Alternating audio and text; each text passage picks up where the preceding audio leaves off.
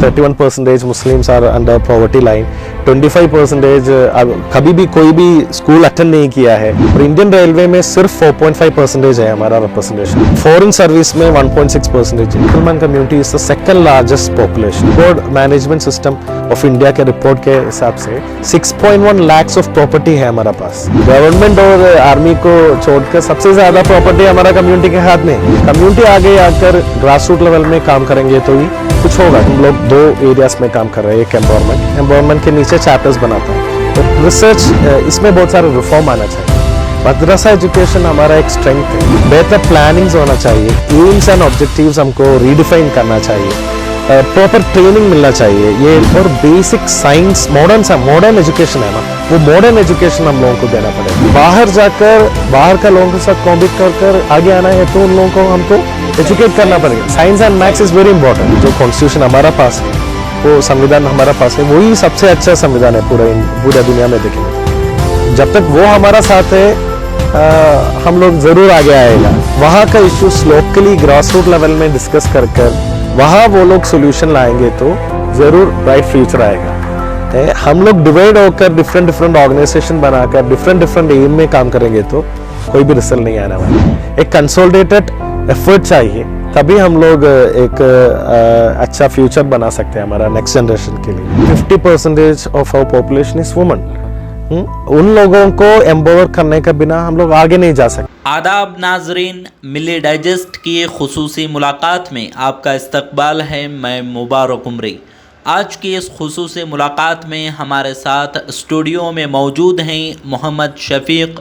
इनका ताल्लुक़ केरला के एर्नाकुलम से है और ये CEO हैं एम्पावर इंडिया फाउंडेशन के। तो इसी के साथ मैं आप मोहम्मद शफीक का मिली डाइजेस्ट में इस्तकबाल करता हूं और एम्पावर इंडिया फाउंडेशन, इसी से मैं अपना पहला सवाल शुरू करता हूं कि एम्पावर इंडिया फाउंडेशन क्या है।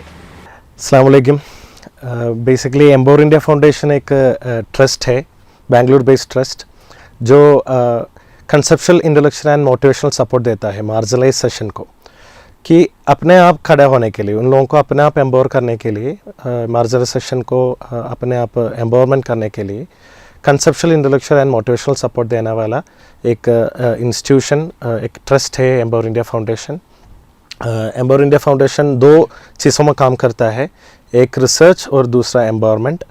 रिसर्च बोले तो मार्जिनलाइजेशन के ऊपर हम लोग डाटा रखकर, स्टैटिस्टिक्स रखकर, डाटा रखकर हम लोग रिसर्च करता है उन लोगों का हालत के बारे में, उन लोगों का यहाँ का सिचुएशन और या अभी कितना डेवलप्ड है, कितना कौन सा सिचुएशन में, इसके ऊपर हम लोग रिसर्च करता हो और ये रिसर्च रखकर हम लोग एम्पावरमेंट एक्टिविटीज़ प्लान करता हो। तो हमारा एक फ्लैगशिप प्रोजेक्ट है इंडिया 2047। इंडिया 2047 बोले तो हम लोग 2013 से हमारा कुछ ट्रस्टीज़, हमारा कुछ लीडर्स के इनिशिएटिव्स में हम लोग पूरा इंडिया में बहुत सारे seminars, almost 6 seminars, national seminars और 72 गेट टुगेदर्स किया था। और ये सेमिनार्स में हम लोग यहाँ का मुस्लिम कम्युनिटी के बारे में डिस्कशन किया था डिफरेंट। और ये 3 साल इसके ऊपर स्टडी करने के बाद कितना भी डाटा अब तक कम्युनिटी के बारे में जो आया है, वो डाटा कंसोलिडेट कर डिफरेंट स्टडीज़ कर हमने प्रोजेक्ट इंडिया 2047 नाम का एक बुक रिलीज़ किया था। पूरा 11 फोकस एरियाज़ के बारे में बोल रहे हैं, डिस्कस करता है। हर एक कम्युनिटी को अगर एम्पावर्ड होना है तो कुछ एरियाज़ में काम करना पड़ेगा ना। हमने जब हमारा स्टडीज़ किया तो education, health, governance, economy, media, social reform, women, children and youth, civil rights, broad based alliance, cultural heritage, ये जैसा 11 सब्जेक्ट्स में, 11 एरियाज़ में अगर हम लोग काम करेंगे तो हम लोग यहाँ का मुस्लिम कम्युनिटी को आगे लेकर आ सकते हैं। ये हमारा सोच है और इसका ये डॉक्यूमेंट में हमने क्या विजन रखा है, तो हमको एक नया इंडिया बनाना है। आफ्टर कंप्लीटिंग 100 ईयर्स एक नया इंडिया बनाना चाहते हैं हम लोग, कि हम लोग एक इंक्लूसिव ग्रोथ और इक्वल रिप्रेजेंटेशन मिलने वाला सभी क्लासों को, सिर्फ मुसलमान कौम को नहीं, क्या इक्वल रिप्रेजेंटेशन मिलने वाला, उसका जो हर एक जो है अपने आप को रिप्रेजेंट, सही बात, ऐसा एक नया इंडिया हमको बनाना है। तो यही के लिए हम लोग एक प्रोजेक्ट बनाया है और ये basic about empower India foundation initiate है। तो इसमें हम देख रहे हैं कि ये भी एक एनजीओ की तरह काम करता है जो एम्पावर इंडिया फाउंडेशन है। दूसरे भी बहुत सारे एनजीओज हैं जो इंडिया में काम कर रहे हैं, तो क्या डिफरेंस है दूसरे एनजीओज में और एम्पावर इंडिया फाउंडेशन में? एम्पावर इंडिया फाउंडेशन हम लोग सबसे बड़ा डिफरेंस है कि हम लोग इम्प्लीमेंटेशन में नहीं है। बोले तो हमने एक बड़ा प्रोजेक्ट बनाया है, जैसा एक ड्रीम बनाया है हमारा कम्युनिटी के लिए, और सिर्फ ये ड्रीम नहीं है, ड्रीम में वेरी डिटेल्ड विजन और एक्शन प्लान हमने डाला है, प्रिपेयर किया है, डिटेल्ड विजन रखा है और एक्शन प्लान भी प्रिपेयर किया है। और ये इसमें हम लोग क्या किया है कि ये 11 एरियाज में हमने गोल सेट किया है, क्या हमको what should be our goal, और सेट करके उसमें वो गोल पाने के लिए क्या क्या ऑब्जेक्टिव्स रखना चाहिए और क्या इनिशिएटिव्स में काम करेंगे तो हम लोग ये गोल पाएंगे। मगर ये एक बड़ा प्रोजेक्ट है, ये सिर्फ एक ही एनजीओ इसके ऊपर काम नहीं कर सकते। अगर सब लोग इकट्ठा हो गए तो ही हम लोग इसमें कामयाब हो सकता है। तो हमने क्या किया कि हम लोग we are not going to compete with any NGOs, we are not going to replicate any work of other NGOs. हम लोग क्या करेंगे कि हम लोग एक प्लेटफॉर्म बनाएंगे।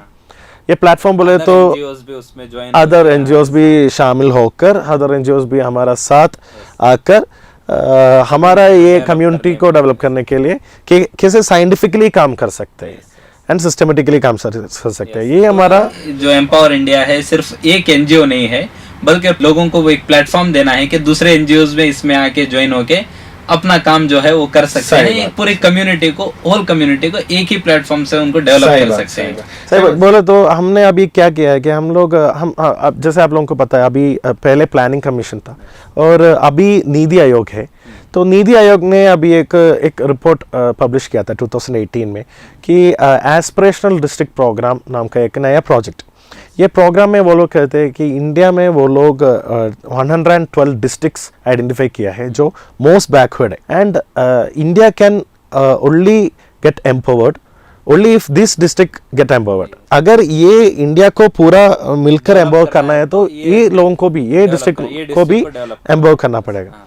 तो हमने इसके बारे में एक स्टडी किया कि कौन सा डिस्ट्रिक्ट ये लोग चुना है, किन किन डिस्ट्रिक्टों में इन लोगों का काम चल रहा है। और हमने क्या किया कि पहले एक रिपोर्ट था कि 90 minority constituted district that are socio economically and basic communities में नेशनल एवरेज से भी पीछा है, और इनमें से हमने 73 Muslim concentrated most backward district को आइडेंटिफाई किया है।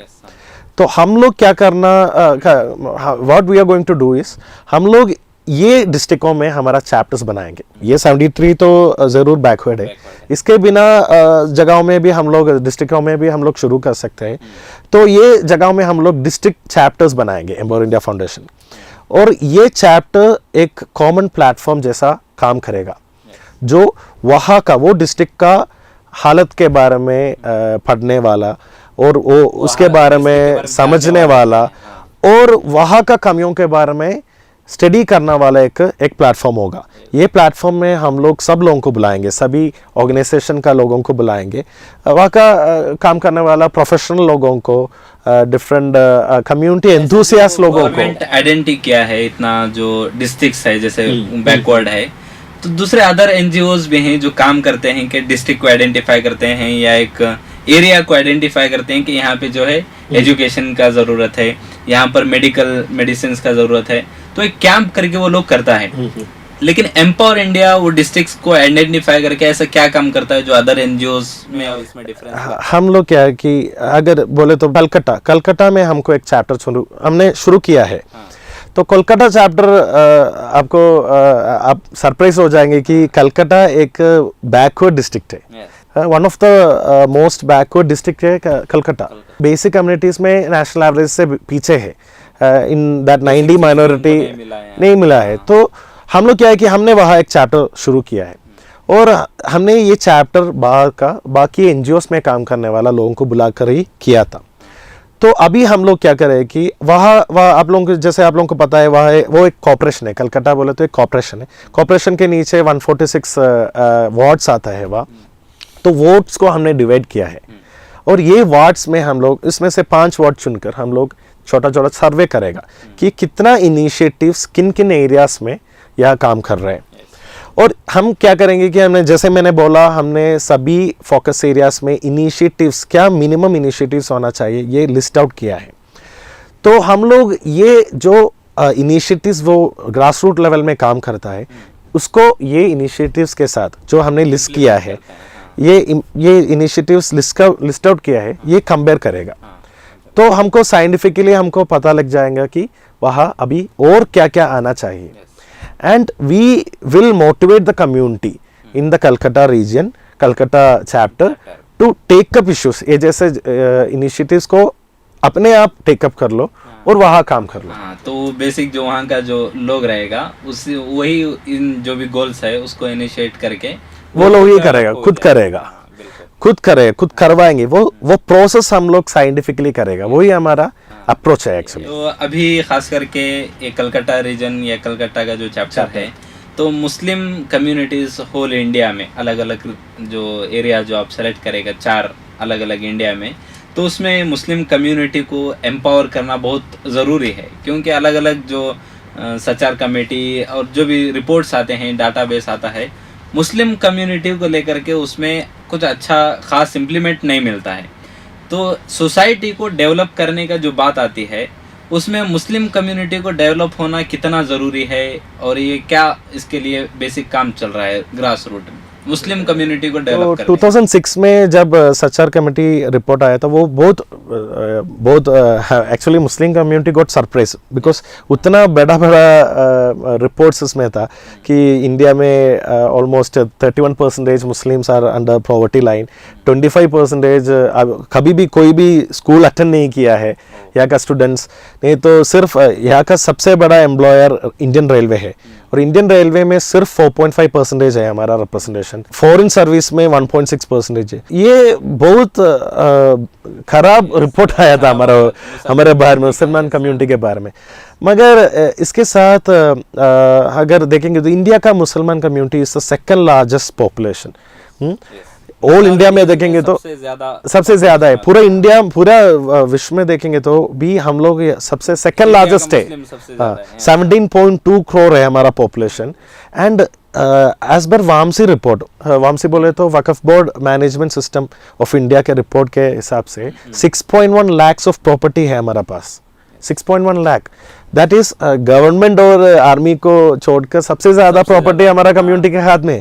मगर ये इस्तेमाल करने के लिए हमारा कोई प्लान, एक्शन प्लान नहीं है हमारा पास। तो वो एक्शन प्लान हम लोग अभी बनाने की कोशिश कर रहा हूँ। ऑलरेडी हमारा पास एक प्लान है मगर कम्युनिटी आगे आकर ग्रास रूट लेवल में काम करेंगे तो ही कुछ होगा। क्योंकि अभी इतना हमारे पास वक्फ में है उसको इम्प्लीमेंट नहीं कर रहे हैं।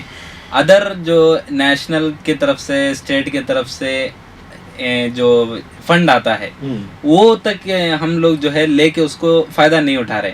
वो ऐसा मैं सुना कि जो भी हमारा फंड रिलीज होता है गवर्नमेंट की तरफ से मुस्लिम कम्युनिटी के लिए उसका टाइम खत्म होने के बाद वो वापस गवर्नमेंट की तरफ चला जाता है। सही बात। हमने एक्चुअली एम्पावर इंडिया फाउंडेशन ने एक डिटेल स्टडी किया था इसके बारे में। तो एम्पावर इंडिया फाउंडेशन में जब हमने स्टडी किया था ये जैसे मैंने बोला सच्चार ने ऑलमोस्ट 76 रिकमेंडेशन बताया था, 76 रिकमेंडेशंस बताया था कि अगर ये 76 रिकमेंडेशन इम्प्लीमेंट करेंगे तो यहाँ का मुस्लिम कम्युनिटी अपने आप आगे आ जाएगा। तो ये रिकमेंडेशन रखकर मिनिस्ट्रीज ने 43 डिसीजंस लिया था, 43 डिसीजंस। और हमने एक स्टेटस स्टडी किया कि ये डिसीजन का क्या हुआ, ये डिसीजंस को कि इतना बड़ा रिपोर्ट आ गया और इतना बड़ा डिसीजन लिया तो कुछ होना चाहिए ना। तो ये रखकर जब हमने स्टडी किया तो जैसे गवर्नमेंट ने डिसाइड किया था कि हर एक जगह में एक इक्वल अपॉर्चुनिटी कमीशन आना चाहिए। मगर ये नया गवर्नमेंट 2014 में गवर्नमेंट चेंज होने के बाद वो बैक ऑफ कर दिया, वो विड्रॉ कर दिया, वो इम्प्लीमेंट नहीं किया वो लोग। और एजुकेशन में सर्व शिक्षा अभियान में अगर 2016-17 का देखेंगे तो सर्व शिक्षा अभियान के लिए कितना मुस्लिम कम्युनिटी के लिए कितना एलोकेट किया था इसका सिर्फ 50% यूटिलाइज किया है। और अगर हम लोग एक दूसरा एक रिकमेंडेशन था कि जो मुस्लिम कॉन्सनट्रेटेड एरियाज है वहाँ मुस्लिम थानास पुलिस स्टेशन और हेल्थ प्रोफेशनल जैसा मुस्लिम लोगों को प्लेस करना चाहिए, क्योंकि ज़्यादा अपॉर्चुनिटी मिलेगा। ऐसा एक रिकमेंडेशन था। मगर जब हम लोग 2017 का जून और दिसंबर के बीच का रिपोर्ट देखेंगे तो it was 3.6% before, now it came down to 2.9%, कम हो गया। और एक ऐसा भी था कि मुस्लिम गर्ल्स स्टूडेंट्स के लिए उन लोगों को आगे लेकर आने के लिए अपर प्राइमरी स्कूल्स शुरू करना चाहिए, ऐसा एक रिकमेंडेशन था। और 835 स्कूल्स हम लोगों ने शुरू कर दिया, गवर्नमेंट ने शुरू कर दिया। इसमें से अभी देखेंगे तो सिर्फ 535 540 स्कूल्स आर ओनली वर्किंग, इतना ही काम कर रहे हैं, ऑपरेशन में है। और इसमें से परसेंटेज देखेंगे तो सिर्फ 21.21% हमारा मुस्लिम स्टूडेंट्स का रिप्रेजेंटेशन है। ये एक्चुअली सिर्फ मुस्लिम वुमेन गर्ल स्टूडेंट्स के लिए नहीं, सभी बैकवर्ड क्लासेस के लिए गया, माइनॉरिटी के लिए था, मगर इसमें हमारा रिप्रेजेंटेशन नहीं है। तो इसमें दो प्रॉब्लम है, एक गवर्नमेंट की तरफ से डेवलपमेंट का जो फंड अलोकेट करता है, वो इनिशिएटिव्स होता है, वो लोग इम्प्लीमेंट नहीं कर रहे हैं। और हम लोग भी प्रोएक्टिवली इसमें ये प्रोसेस में पार्टिसिपेट नहीं कर रहे। वो लोग जो है इनिशिएट कर सकता है, हम ही लोग आगे नहीं जाएंगे तो वो लोग भी खामोश रहेगा। ऐसा वो क्यों आकर हमको ब्लेम करेगा कि गवर्नमेंट की तरफ से ऐसा है, तो हमारे तरफ से भी ये आना चाहिए, इनिशिएट करना चाहिए। तो एजुकेशन का जो हमें अभी बात कर रहे थे कि इतना रिप्रेजेंट क्या है मुस्लिम कम्युनिटीज का, एक जो माइनॉरिटी है और ऊपर से पूर कम्युनिटी में भी मुस्लिम्स जो हमारा कम्युनिटी आता है मुस्लिम्स का, कुछ नंबर्स ऐसे हैं जो मुस्लिम कम्युनिटीज़ के जो चिल्ड्रंस हैं वो मदरसे में एजुकेशन हासिल करता है। तो ये सोसाइटी में एजुकेशन ज़रूरी है। तो मदरसा का जो एजुकेशन है उसका क्या है, एम्पावर करने के लिए कम्युनिटी को कितना इफेक्टिव है मदरसे का एजुकेशन?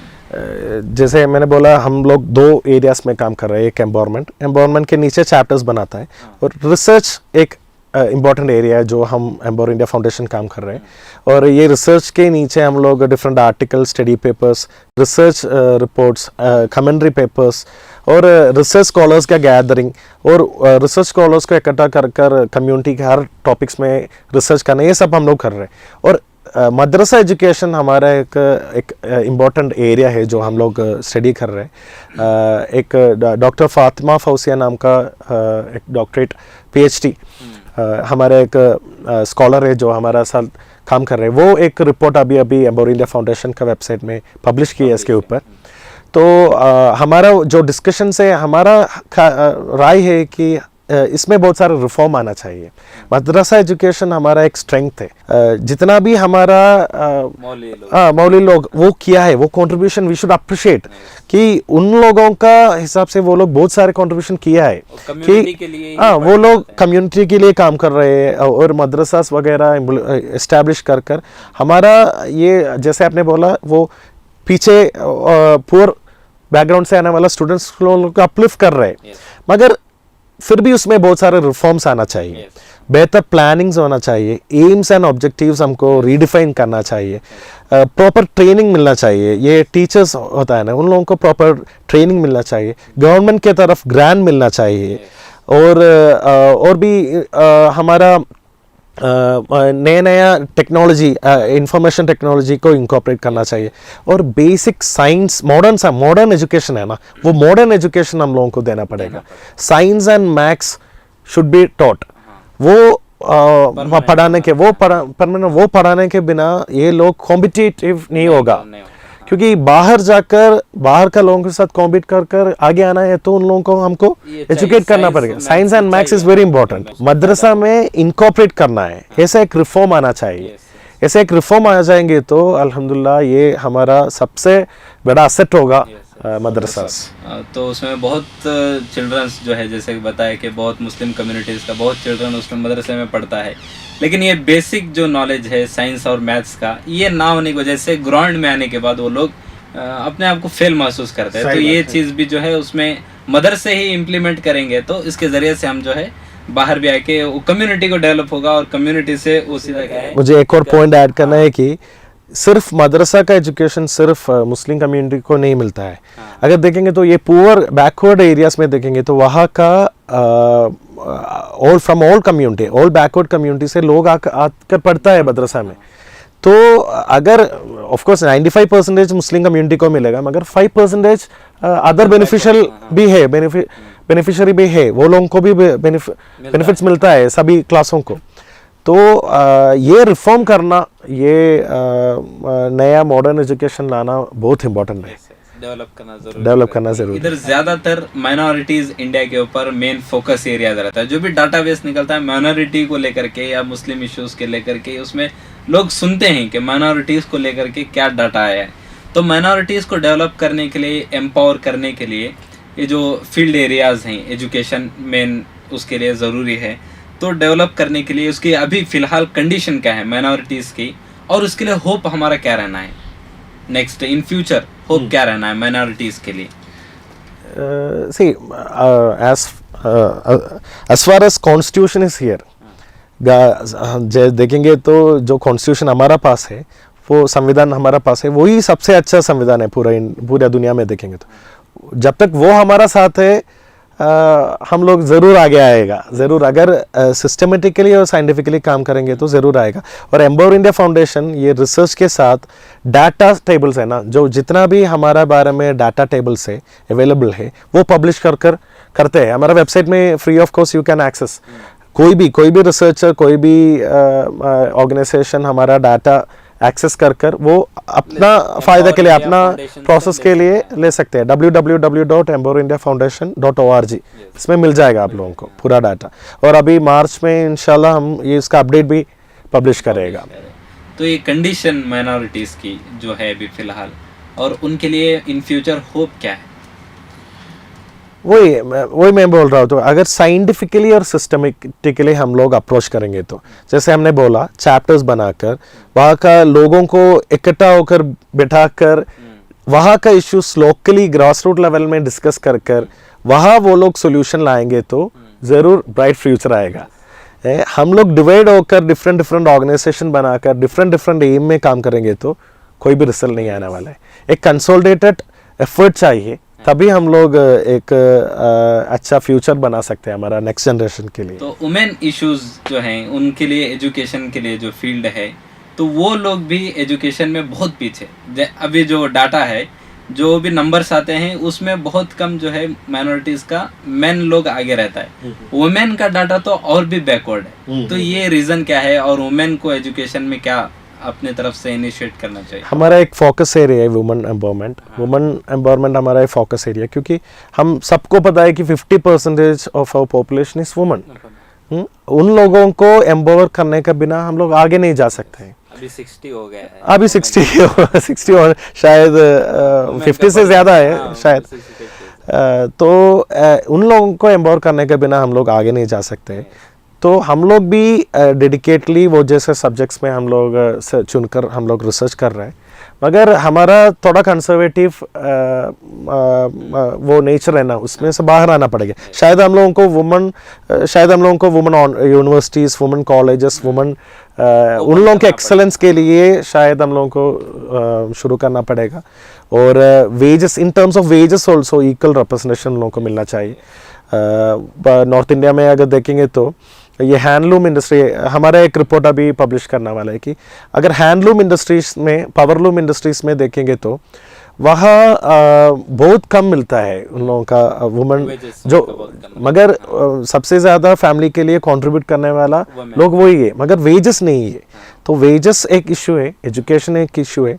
तो जैसे मैंने बोला, इशू बोलेंगे तो बहुत सारे इश्यूज होगा, मगर साइंटिफिकली हम लोग अगर अप्रोच करेंगे तो ये सब हम लोग फेस कर सकते हैं और कम कर सकते हैं इंशाल्लाह। तो इंशाल्लाह। तो ये थे मोहम्मद शफीक।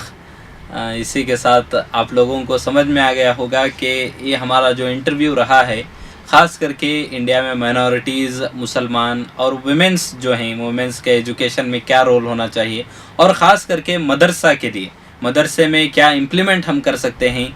जैसे कि ये इंडिया 2047 का भी एक जो इन्होंने आइडिया बताया है कि जो इम्प्लीमेंट करेंगे आगे चल के, इंडिया जो 2047 में जो है आज़ादी के 100 साल के बाद एक ऐसा नया इंडिया हमें देखने को मिलेगा कि जो भी यहाँ पर रहने वाली कम्युनिटीज़ हैं अपने आप को डेवलप करके इंडिया को, एक सोसाइटी को वो लोग डेवलप करने के लिए आगे आ सकते हैं। तो ये थे मोहम्मद शफीक। मैं इनका मिले डाइजेस्ट की तरफ से बहुत शुक्रिया अदा करता हूँ कि उन्होंने अपना टाइम दे करके हमें बहुत सारी चीज़ें हमारे साथ शेयर की, और इंशाल्लाह आगे भी उम्मीद करता हूँ कि जो भी क्राइटेरियाज़ इन्होंने जो बताए हैं, वुमेन में है, मीडिया में है, यूथ चिल्ड्रन में है, एजुकेशन में है, मीडिया में है, तो इन सब चीज़ों के लिए इंशाल्लाह अलग अलग से एक एक टॉपिक रख के हम इनसे और सीखने की कोशिश करेंगे। तो इसी के साथ मैं अपनी बात को ख़त्म करता हूँ। अस्सलाम वालेकुम। अस्सलाम वालेकुम।